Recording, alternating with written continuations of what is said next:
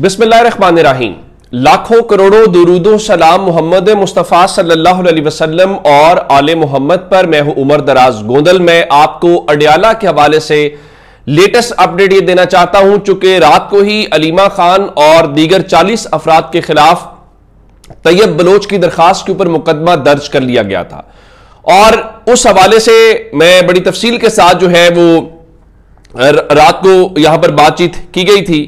तो अब इस सिलसिले में जो इस अहम डेवलपमेंट आज की थी वो डेवलपमेंट ये थी कि तसल्ली कल नहीं हुई थी कि जिन दफात के तहत उनके खिलाफ मुकदमा दर्ज किया गया था आज उनमें बाकायदा दहशत गर्दी की दफा भी शामिल कर ली गई है। अब जरा देखिए कि तैयब बलोच के साथ जो हुआ कल, मैं उन लोगों में शामिल था जिन्होंने मजम्मत की, लेकिन अब ये दहशत गर्दी की दफा 780 लगा देना, ये कहां, ये तो मजाक है। अब फिर इसके बाद एक ही चीज रह गई है कि इस केस को फौजी अदालत में भिजवा दें और 10 साल जो सजा है वो भी वहां से करवा लें। ज्यादा से ज्यादा ये हो सकता है। 3 इजाफी दफात 109 और 21I जो है इसमें शामिल की गई है। अब ये जो हमारे पास इत्तलात है वो ये है कि मुकदमे की तफ्तीश एक आला अफसर को सौंपी गई है और इस लम्हे जब मैं ये वीडियो रिकॉर्ड करूं, आज थोड़ी सी वीडियो में इंतजार कर रहा था कि वहां अपडेट्स जरा आ जाएं।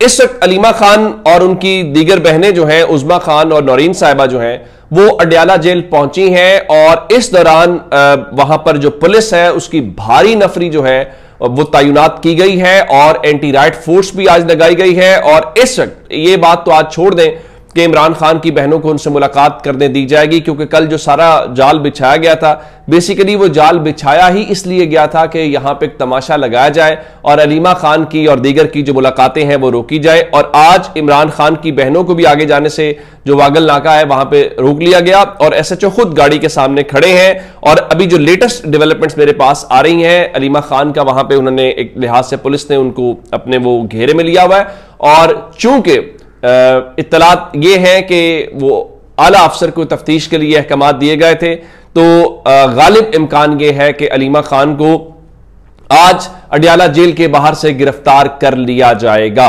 और कल सारे का सारा काम इसीलिए हुआ था। और अभी जो ये नाका है, इस नाके के ऊपर अलीमा खान ने कुछ गुफ्तगू भी की है। उनका कल जो भी हुआ, मैं सारी चीजों की मजम्मत करती हूं, लेकिन जाहिर है कि उनकी मजम्मत से या उस चीज के ऊपर चीज रुकनी नहीं है और उसका एक खास पर्पज है और उसी के तहत उनको यहां पे लाया गया। तो उन्होंने कहा कि मैंने अपने बेटों को भी यहां आने से रोका हुआ है, वो आते तो क्या हाल होता, और कहा मेरे बेटे आते तो उन पर भी दहशतगर्दी के पर्चे कट जाते। हम आज इसलिए यहां अकेले आए हैं कि ये सब जान के किया जा रहा है, किसी को मारना नहीं चाहिए था, ना लड़ाई झगड़ा होना चाहिए था। लेकिन अब चूंकि उनको से घेरा गया है तो घेरने का मतलब यह है कि उनको आज गिरफ्तार किया जाएगा। और कल 2 जो कारकुनान गिरफ्तार हुए थे उनको आज इंसदादे दहशतगर्दी अदालत में पेश किया गया है और जज अमजद अली शाह ने राजा सरफराज और चौधरी नवीद नामी जो 2 अफराद हैं उनको जेल भेजने का हुक्म दिया और जो शनाख्त परेड का अमल है वो मुकम्मल करके 23 सितंबर को पेश करने का। यानी अंदाजा कीजिए कल जो हुआ सबके सामने हुआ,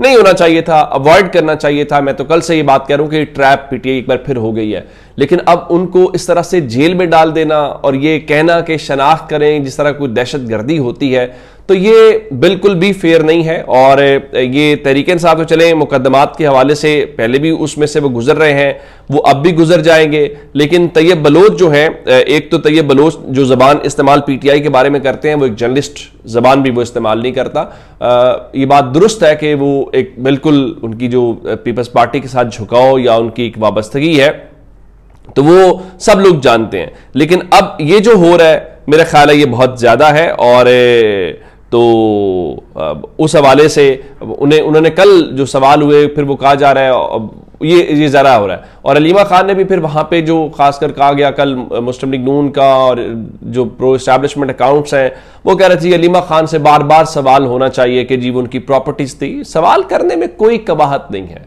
होना चाहिए, बार बार होना चाहिए। मैं उन लोगों में शामिल हूं जो वजीरों से सवाल करता हूं, रोजाना की बुनियाद पे करता हूं, ये बतौर सहाफ़ी हमारी जिम्मेदारी है। लेकिन आज उन्होंने इस हवाले से कहा, अलीमा खान ने उस सवाल का जवाब भी दिया। उन्होंने कहा किसने कहा कि मैं अमेरिका में प्रॉपर्टी जो है वो शौकत खानम की फंड रेजिंग से खरीदी गई है। उन्होंने कहा कि सहाफ़ी का काम है, अगर उसके पास सबूत है तो सामने लाए। और मैं कह रही हूँ कि मेरी प्रॉपर्टी मेरे हक हलाल के पैसों की है, मैं टेक्सटाइल की एक्सपोर्टर हूँ और टेक्सटाइल का हमारा कारोबार है। तो अब मेरा ख्याल है कि ये यहाँ तक तो बातें ठीक थी, लेकिन ये जो कल इस सारे मामले के बाद अब जो एक रिएक्शन दिखाया जा रहा है, वो रिएक्शन ऐसा नहीं है जिसको आप ये कहें कि मामूल का रिएक्शन हो, वो बहुत ज़्यादा है और उसमें दहशतगर्दी की दफात जो है वो हरगिज़ भी नहीं बनती थी। और आज लाहौर में अज़मा बुखारी साहबा पंजाब असम्बली में गुफ्तगू कर रही थी और उन्होंने वहाँ पे ये कहा कि देखे जनाब, वो मुस्लिम लीग नून तो ने कभी इंतकामी कार्रवाइयाँ नहीं की और उन्होंने भी तैयब बलोच वाले वाक़े के ऊपर जो है वो मजम्मत की और वहाँ पे अपना मौक़िफ़ पेश किया। अब अडयाला के बाहर आज अलीमा खान को आप गिरफ्तार कर लेंगे तो इससे क्या होगा? क्या कारकुनों की गिरफ्तारी की इतलात आ रही हैं? क्या इमरान खान का पैगाम रुक जाएगा? नहीं, बिल्कुल भी नहीं रुकेगा। आपने अलीमा खान को पहले भी गिरफ्तार किया था, आपका ख्याल था कि बुशा बीबी को गिरफ्तार किया जाएगा तो इमरान खान झुक जाएंगे, डर जाएंगे।